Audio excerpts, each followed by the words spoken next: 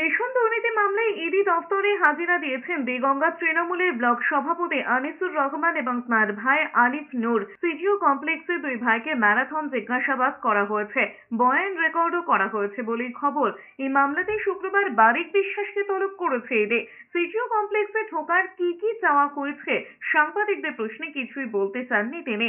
তবে আনিসুর জানিয়েছেন তিনি বিজনেসের মধ্যে ছিলেন না, পলিটিক্স করেন, পলিটিক্সটাই বোঝেন। তবে বারিক বিশ্বাস জ্যোতিপ্রিয় মল্লিকের সঙ্গে সম্পর্ক রয়েছে কিনা সেই প্রশ্ন এড়িয়ে গিয়েছেন। মঙ্গলবার ভোর থেকে উত্তর ও দক্ষিণ চব্বিশ পরগনার একাধিক চালকলে হানা দেয় কেন্দ্রীয় এজেন্সি।